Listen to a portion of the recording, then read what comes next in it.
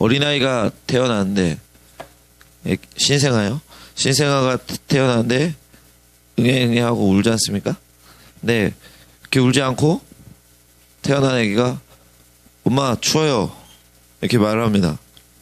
그러면은 선생님하고 엄마가 좀 놀라겠죠? 제가 출근을 했는데 교육자 사무실에 박동진 목사님 저 뒤에 맨날 이렇게 앉아 계시다가 어느 날 출근하는 날 갑자기 벌떡 일어나서 목사님 오셨습니까? 제가 그래 박 목사 고생 많네 이러고 앉아요. 뭔가 이상하겠죠, 그렇죠? 김 목사님이라고 할 걸 그랬네. 자, 신호등이 파란불인데 차들이 안 갑니다. 그리고 가만히 있다가 빨간불이 돼서 차가 지나가요. 그럼 좀 이상하죠. 강빈국 목사님이 우리 찬양하시잖아요.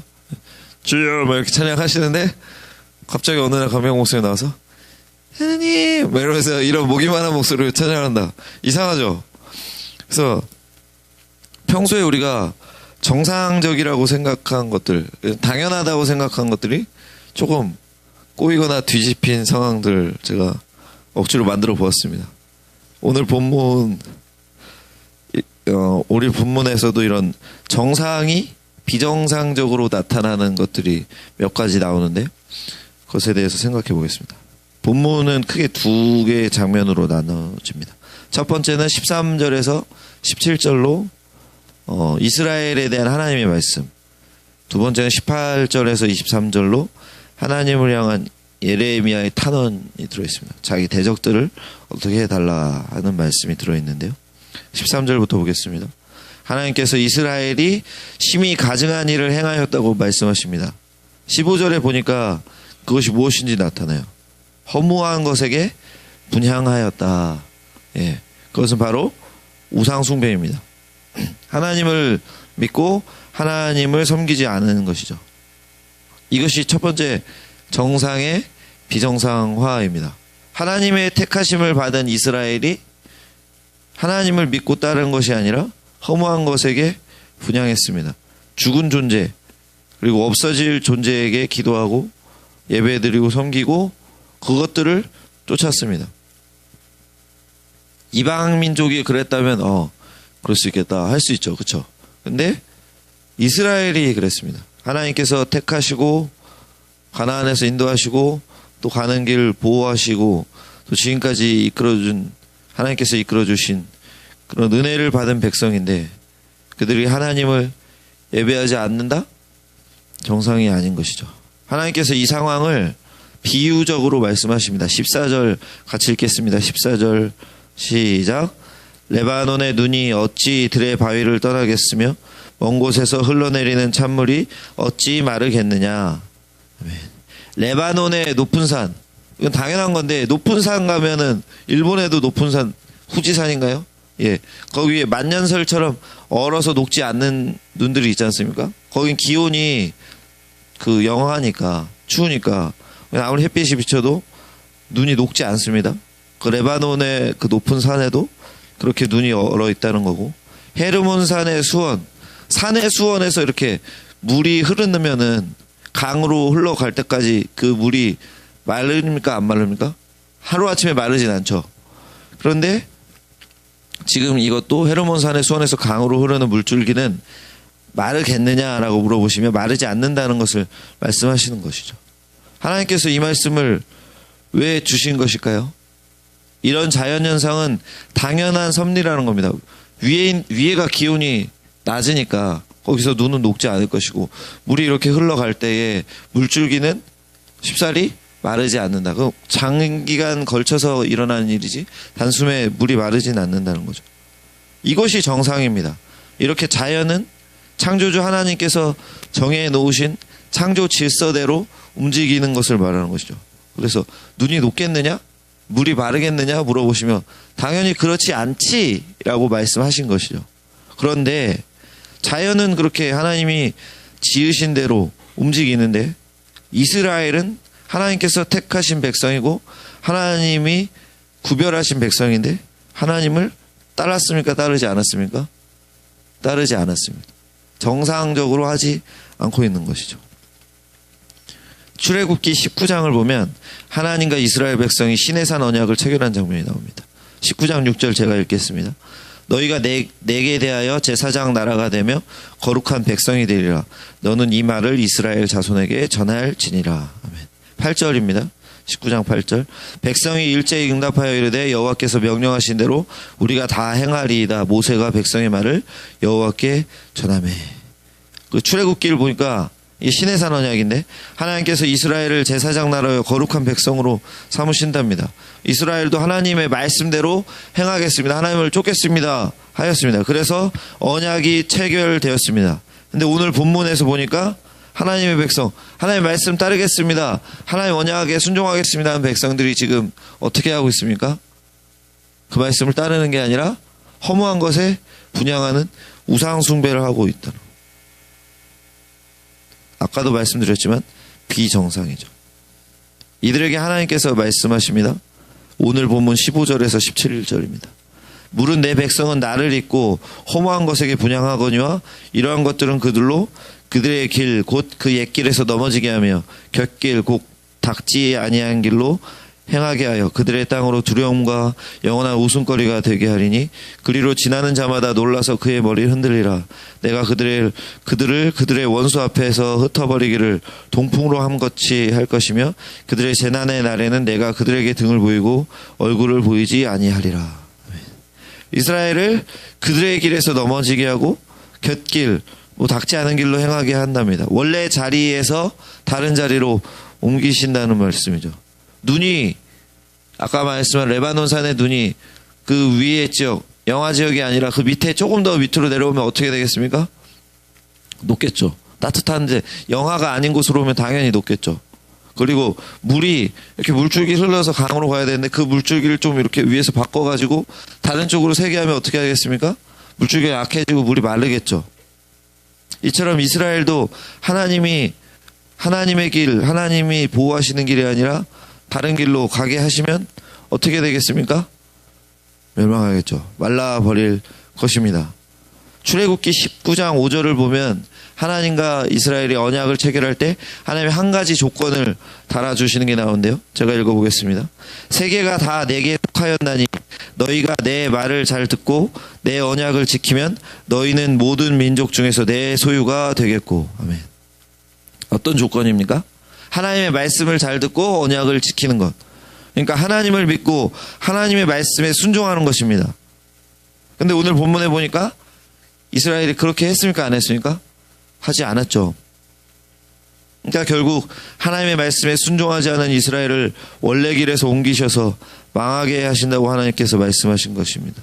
그래서 동풍이 흙먼지, 바람이 불면 길에 흙먼지가 날라잖아요. 큰 바람이 불면. 그런 것처럼 이스라엘을 흩어버리실 것이고 그들의 재난의 날, 그들이 고통을 받는 날에 하나님께서 등을 돌리시고 얼굴을 보이지 않겠다. 내가 너희를 보지 않는다. 너희를 지켜주거나 보호해주지 않을 것이다. 구해주지 않을 것이야. 이렇게 말씀하시는 겁니다. 그러니 여기서는 정상의 비정상화의 결과는 무엇입니까? 멸망이요. 하나님께서 등을 돌리신다는 것을 알 수 있습니다.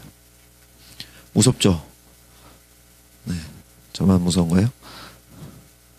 무섭니? 필진아 무섭니? 네, 감사합니다. 이제 두 번째 비정상화 알아보겠습니다. 두 번째 비정상화. 두 번째는 18절부터인데 두 번째 장면은 18절 함께 읽어보겠습니다. 18절 시작. 그들이 말하기를 오라 우리가 꾀를 내어 예레미야를 치자. 제사장에게서 율법이 지혜로운 자에게서 책략이 선지자에게서 말씀이 끊어지지 아니할 것이니 오라 우리가 혀로 그를 치고 그의 어떤 말에도 주의하지 말자 하나이다. 아멘. 예레미야의 대적들이 예레미야를 공격할 방안을 찾고 있습니다. 지금 예레미야를 비방하고 혀로 치고 따돌리려는 방안, 그 사람 말을 무시하자, 아예 배척시키자, 그런 방안을 찾자고 하는데 예레미야는 이어서 19절부터 하나님께 자신의 무죄를 말씀드리고 자신이 어떻게 했는지 말씀드리고 대적들을 벌 주시기를 간청드립니다.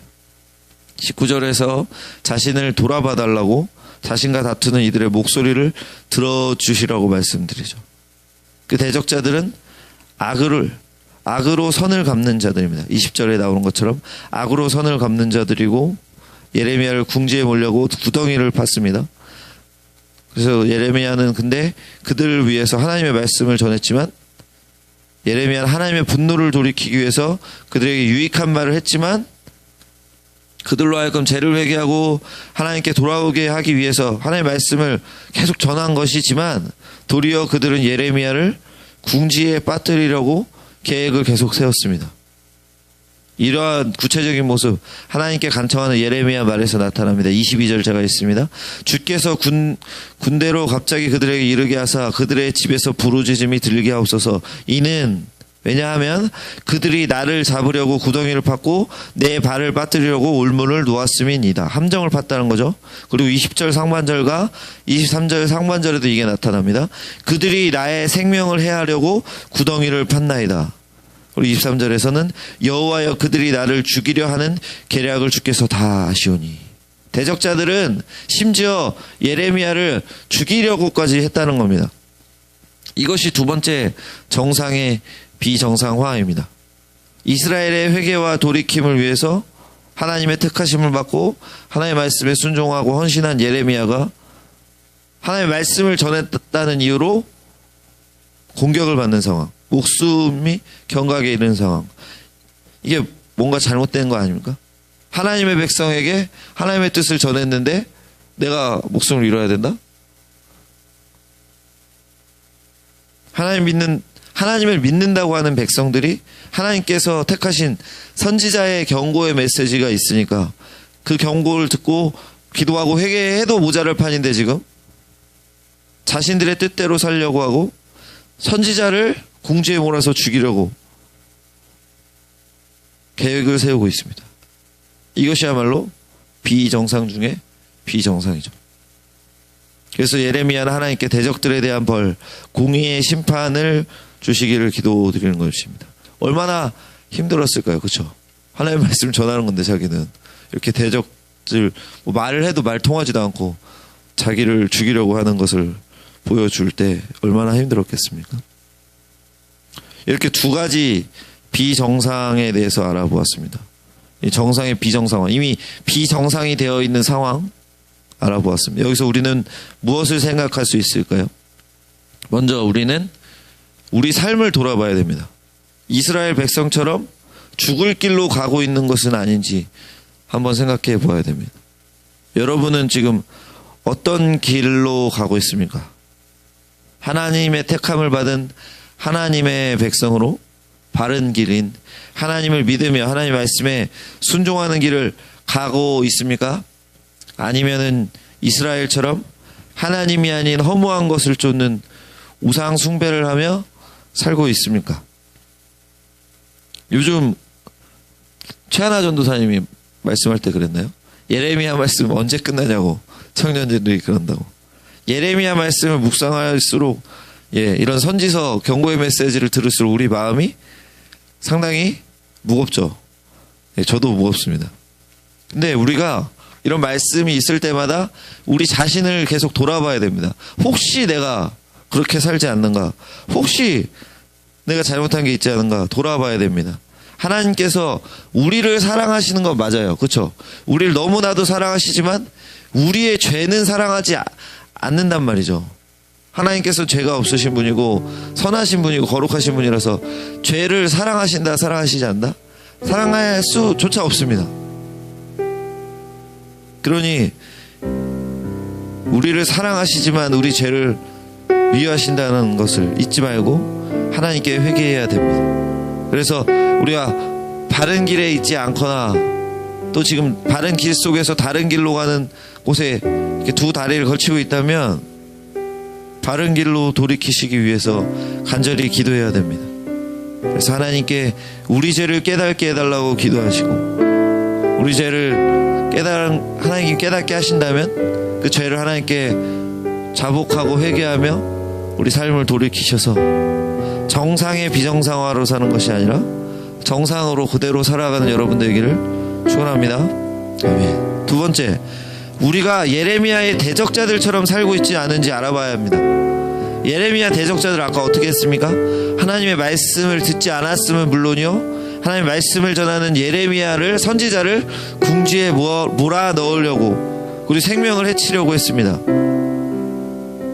그런데 이 대적자들이 하나님의 말씀을 전하는 위치에 있었고, 이스라엘 백성을 지도하는 위치에 있었고, 지혜자, 지식자의 위치에 있었습니다.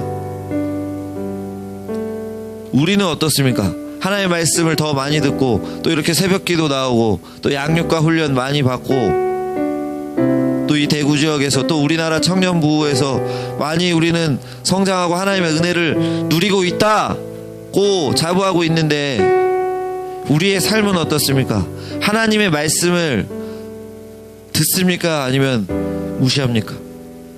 그리고 우리에게 하나님 말씀을 전해주는 사람이나 그런 상황들을 불편해하지는 않습니까? 예전에 어떤 성도가 저에게 이런 말을 했습니다. 어떤 목사님에 대한 설교를 얘기하면서 너무 위로의 설교가 없다, 너무 나의 삶을 돌아보게 하는 게 힘이 들다고 그런 식으로 이야기했습니다. 내 삶이 힘든데 지금 하나님 말씀대로 사는 게 중요하냐, 내 마음을 먼저 위로해 주는 게 중요하냐, 막 이런 식으로 이야기를 했던 것 같습니다. 어떻게 생각하십니까? 여러분, 우리 어떻게 살아야 되냐고요? 우리는 하나님의 말씀을 깊이 묵상하고 반응해야 됩니다. 그래서 내 마음대로, 내가 편한 대로 하나님의 말씀을 듣고 싶어하고, 내가 듣고 싶어하고, 내가 원하는 것만 찾아서 읽고 그것대로 사는 것이 아니라, 하나님께서 우리에게 주시는 말씀과 그 상황에 분명한 이유가 있음을 기억하고, 왜 이런 상황일까, 왜 이런 말씀을 주셨을까 계속 생각해 봐야 된다는 것이죠. 그러니까 우리가 대적자들처럼 자기 원하는 대로 살려고, 내 기득권을 내려놓지 않으려고, 내 인기를 잃지 않으려고, 내가 살아가는 방향이 있으니까 그것에 물러나지 않으려고 하나님의 말씀을 듣지 않고 말씀을 전하는 사람을 공격한 것처럼 하는 것이 아니라, 우리가 하고 싶은 것이 있을지라도, 우리 상황이 비록 힘들지라도 먼저 하나님 말씀에 귀를 기울여야 합니다. 그리고 우리가 듣기 싫거나 불편한 말씀을 주시더라도 이에 불평하거나 이를 배제하거나 그 말씀을 주는 사람들을 배척하지 말아야 됩니다. 이를 위해서 우리가 지금 교만하진 않는가 살펴봐야 됩니다. 시편 101편 5절 하반절에 이렇게 말씀합니다. 눈이 높고 마음이 교만한 자를 내가 용납하지 아니하리로다. 우리가 혹시 하나님 없이 살 수 있다고 생각하지 않습니까? 아니면 하나님께서 주시는 말씀, 또 하나님이 우리에게 이렇게 살아라 하시는 것보다 내 마음 가는 대로, 내가 지금 보는데 내 눈에 좋은 대로 사는 것을 기뻐하지 않습니까? 우리는 하나님께 우리가 교만하지 않도록 우리 귀와 마음을 열어달라고 기도해야 됩니다. 그래서 하나님의 말씀을 온전히 듣고, 하나님 말씀을 주시고 상황을 주셨을 때 바로바로 하나님 말씀에 반응해서 살아가시는, 하나님의 뜻대로 살아가시는 여러분 되시기를 축원합니다. 아멘. 마지막으로 예레미야의 반응을 살펴보아야 됩니다. 예레미야는 하나님의 공의를 구하면서 그들을 처벌해 주실 것을 구하고 있습니다. 예레미야 스스로 그들에게 대항하고 싸운 게 아니라 하나님께 맡겨드린 것이 중요한 것이죠. 이는 예전에, 아주 오래전에 하나님께서 그들의 조상들에게 주신 말씀과도 같습니다. 레위기 19장 18절입니다. 원수를 갚지 말며 동포를 원망하지 말며 내 이웃 사랑하기를 내 자신과 같이 사랑하라. 나는 여호와이니라. 원수를 갚지 말고 이웃을 사랑하라고 하시네요. 신약에서도 이를 찾을 수 있죠. 마가복음 5장 44절입니다. 나는 너희에게 이르노니 너희 원수를 사랑하며 너희를 박해하는 자를 위하여 기도하라. 로마서에서도 나옵니다. 로마서 12장 19절. 내 사랑하는 자들아, 너희가 친히 원수를 갚지 말고 하나님의 진노하심에 맡기라. 기록되었으되 원수 갚는 것이 내게 있으니 내가 갚으리라고 주께서 말씀하시니라. 아멘. 예레미야는 대적들을 위해 기도하면서 하나님의 말씀을 전했습니다. 이스라엘 백성들이 예레미야가 전한 하나님의 말씀에 반발하고 반박하였어도 대적들을 위해서 기도하고 하나님의 말씀을 전했죠.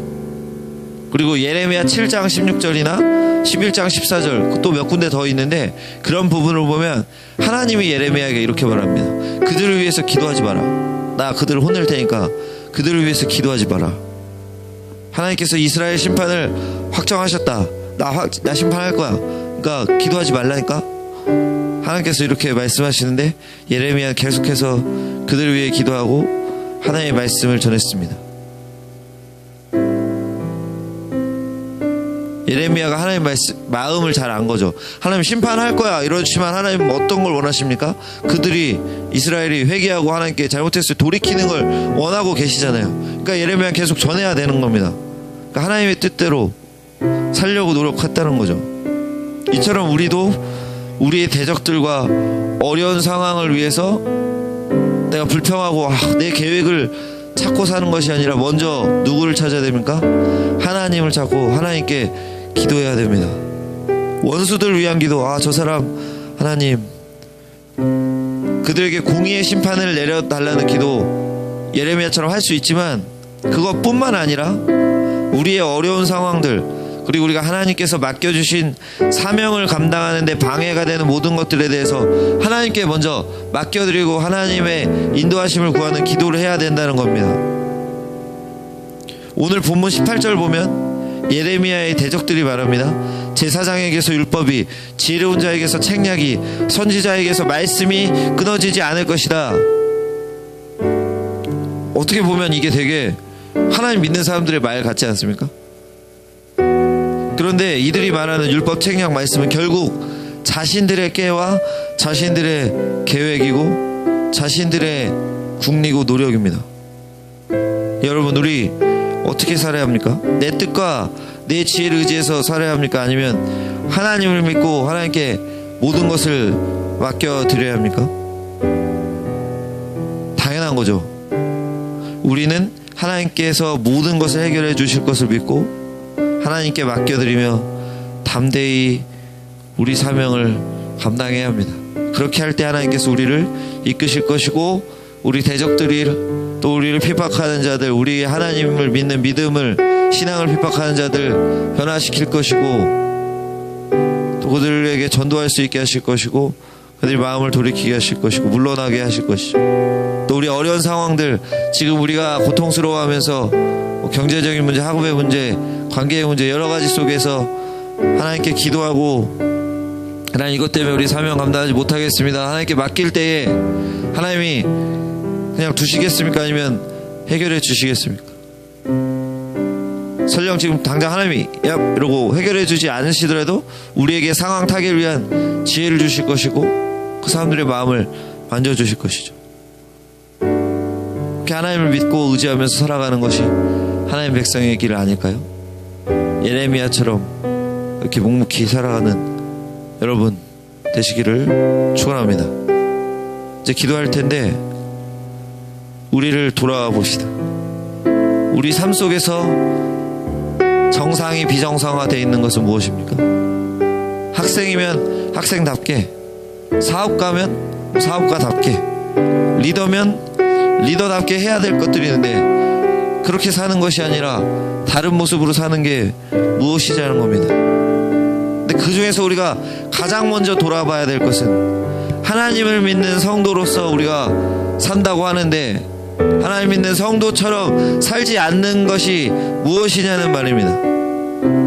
세상의 가치관이 성경 말씀보다 중요하고 동성애나 이슬람, 욕심과 거짓, 죄악, 많은 범죄들이 만연한 이 세상 그리고 내 삶이 당연해지진 않았습니까?